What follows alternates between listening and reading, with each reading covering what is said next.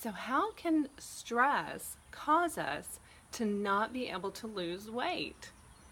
I am Angela Major with Major Weight Loss, and I just really want to tell you all the reasons as quick as I can why you need to focus on stress and how you respond to stress first if you want to lose weight successfully.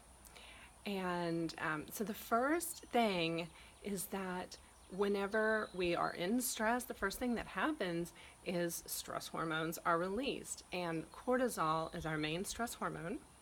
And cortisol puts us in that fight or flight mode that we hear about. It makes us ready to run away, or gets us all ready to fight, right?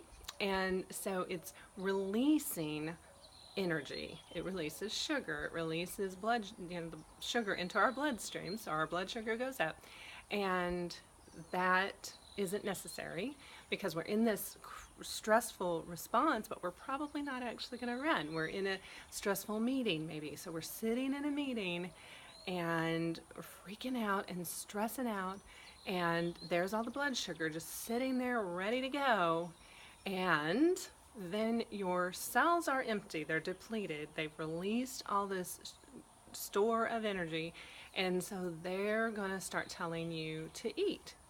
The cells are going to be starved and say, come on, let's eat. So that's the first thing. Second, that cortisol does is that it retains any fat that it can, is protecting the fat. That is gold for our body in survival times. Whenever we're in a stressful, scary, stressful response or time that our body is getting ready for, and so it needs to protect the fat, so it's going to use any other means it can, which would be like depleting your muscle. It will make you hungry, and just lower your metabolism.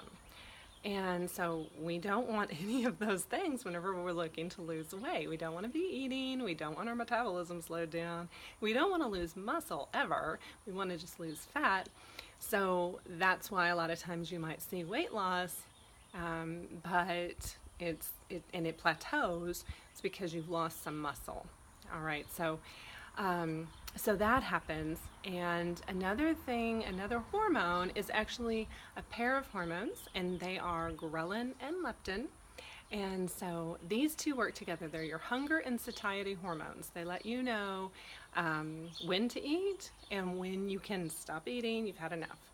So unfortunately, ghrelin, which makes you hungry, goes up, and leptin, which makes you satisfied, comes down. And so there you go. You're less satisfied, you're more hungry, and you eat. And it's chemical.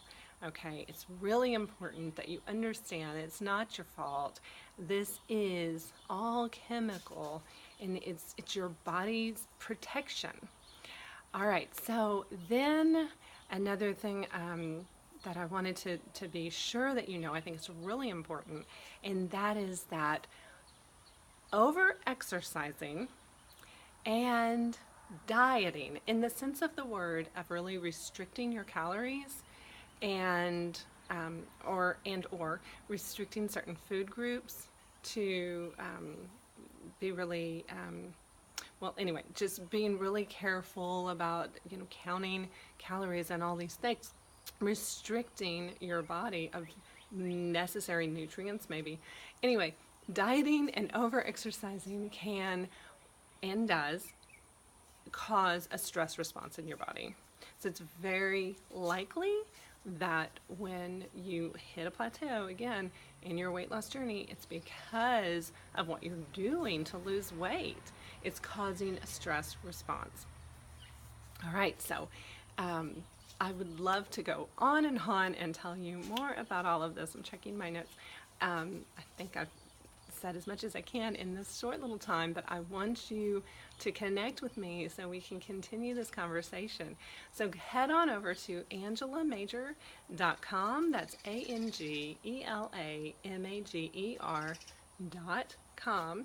And you can get my emotional eating checklist there, which is going to help you to kind of work with stopping emotional eating.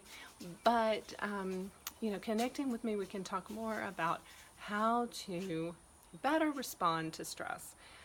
And I look forward to getting to know you and hearing from you. Bye for now.